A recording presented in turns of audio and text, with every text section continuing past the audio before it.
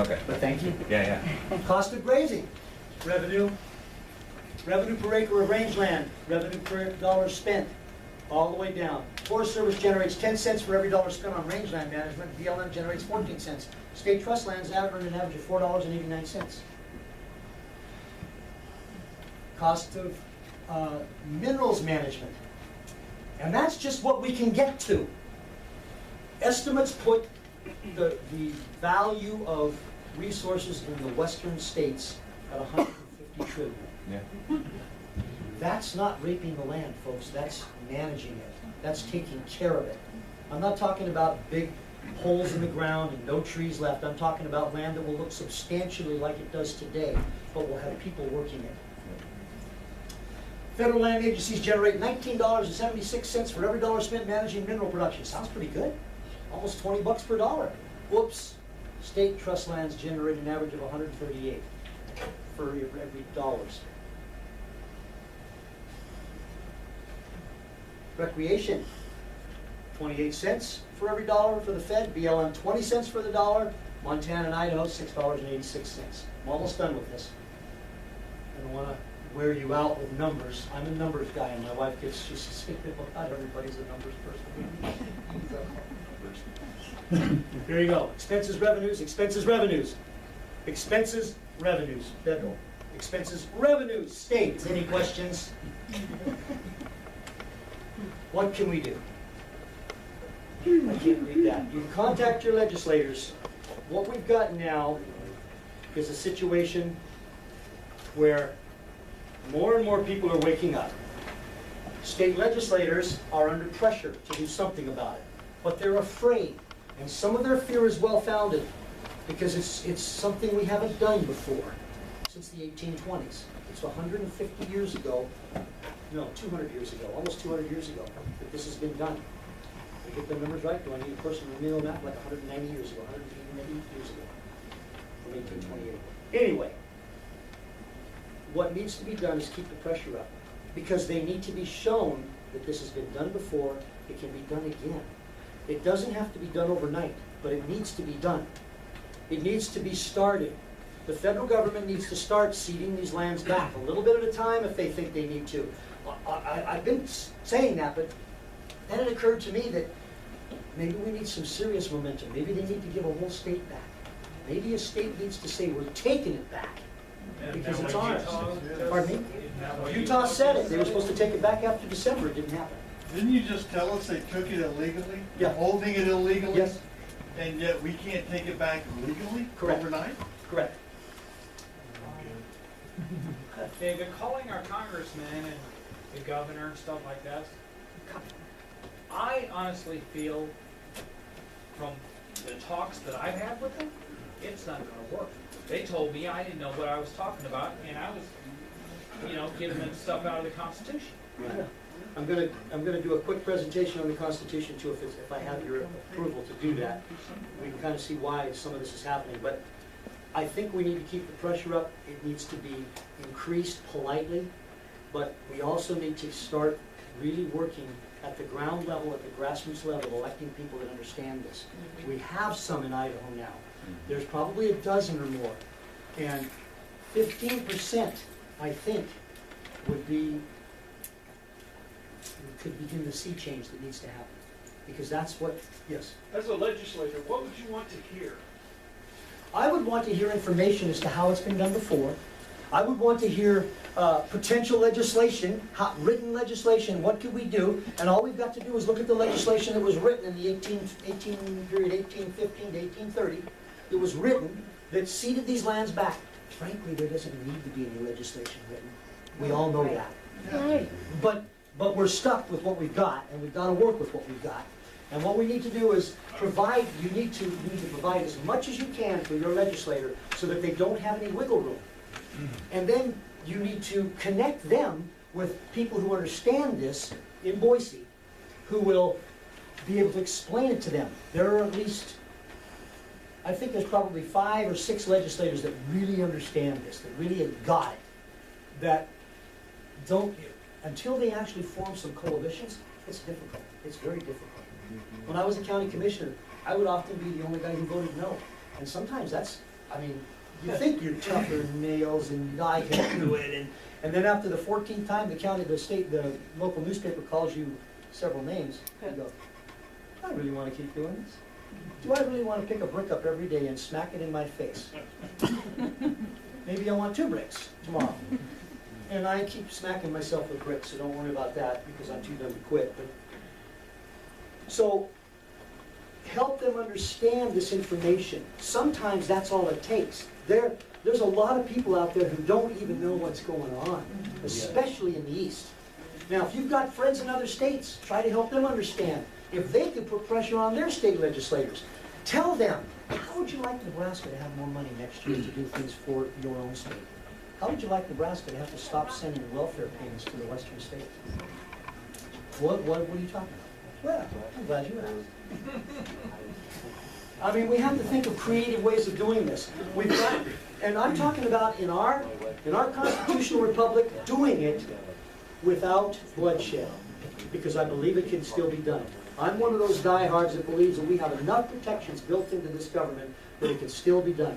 We're not beyond the Rubicon yet, but we're getting close. Do you think we can take our power back? I do believe we can. I do believe we can. Oh, this next one is really good. Look at this. 1982. In 1981, Nevada and Utah, Orrin Hatch and James Santini, they pressed legislation to give the 554 million acres of federal lands in the western states back to the 12 states. Anybody remember that? It's happened before. It's happened a number of times. I haven't been able to find out why they backed down. I found this screenshot on the New York Times. This was a New York Times newspaper from May 21st, 1981. They backed down. I'm not sure what happened there. I just kind of put that in there to give you a little taste. Nick? Yeah, Cornel, what could you're describing the how to take back with good grounds in the history. Could you describe some of the why and the real obstacles that prevent this from happening? Because that's what needs to be identified and disclosed to the public. You're disclosing how, but the real obstacles. Federal Reserve, corrupt politicians, professional politicians, bribery, kickback, blackmail. All this has been going on forever. You really want me to discourage him like that? Well, I'm just laying it out there that in a broad stroke.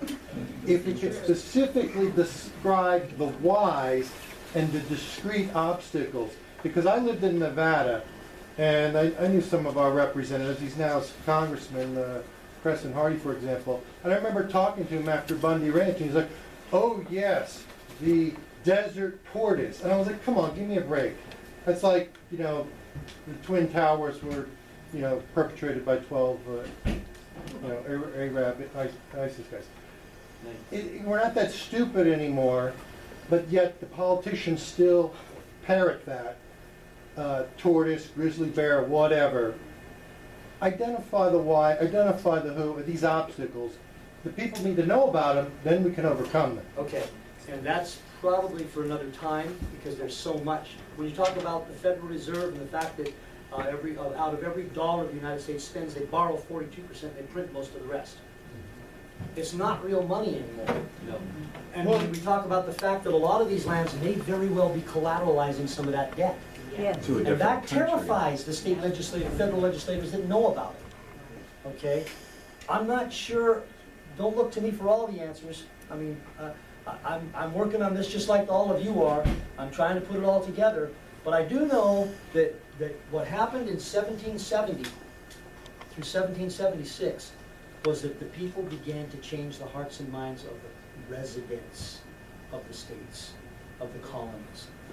There was only 3% that fought the battle, but they had 15 to 20% of the people behind them because they had convinced them of the need. There will always be those who will be convinced of the need, but they won't pick up whatever it is that the battle requires, whether it's a pen or a sword. In this case, I believe it's a pen. It's a legislator. So you've got to convince your neighbors, you've got to convince your friends, and you've got to go to other states where you have friends.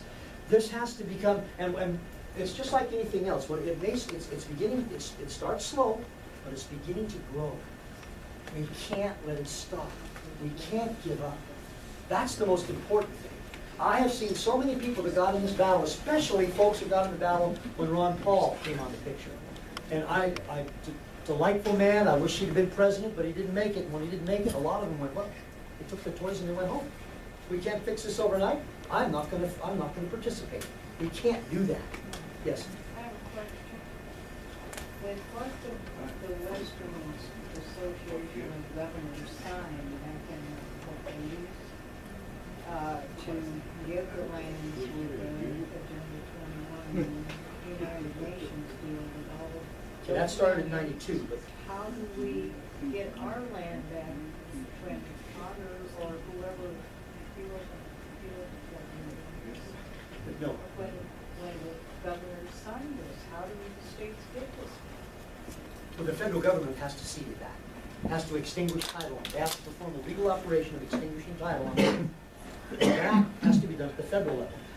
It should require a minimum of federal legislation to extinguish title. Doesn't, I mean, Well, just, passing the title, just like in the. it's like a quitclaim. It's like a big quitclaim. They quitclaim the land back. But the process, I'm not completely commensurate with how that process would be myself. So we have to have people who understand real estate, who understand legislation, who understand how the federal government works to create model legislation for that. The American Lands Council is working on it.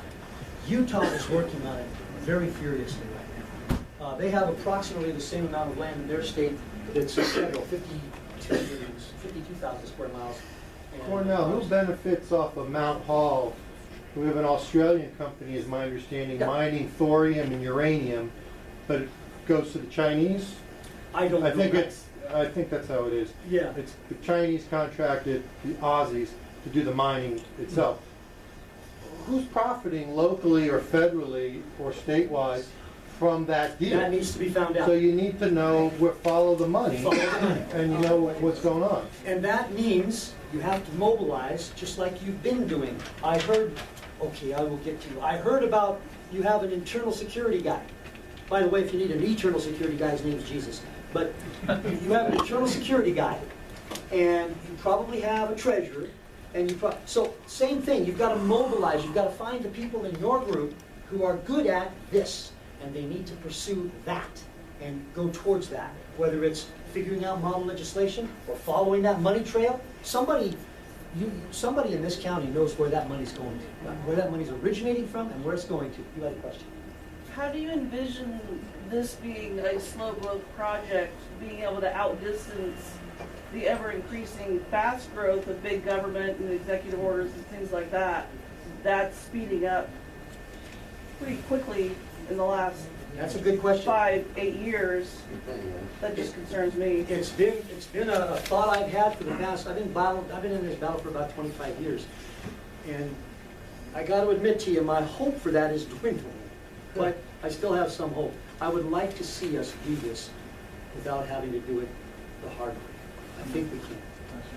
If I could add one more thing, you're talking about electing qualified people that actually care about this kind of thing. There's one more thing that every one of us can do, whether we have a lot of information or not, and that's to really make sure that the people that we have elected that are doing right understand that we stand behind them. Right. Because I'm sure at times they say, like, I'm the only person standing here for this, no one's really giving me any support. If they get a groundswell of people saying, this is what we want, then they can say, look, here's letters from 500 people or 1,000 people or whatever saying this If you is can what go they to Boise want. and testify, if you can afford to do that.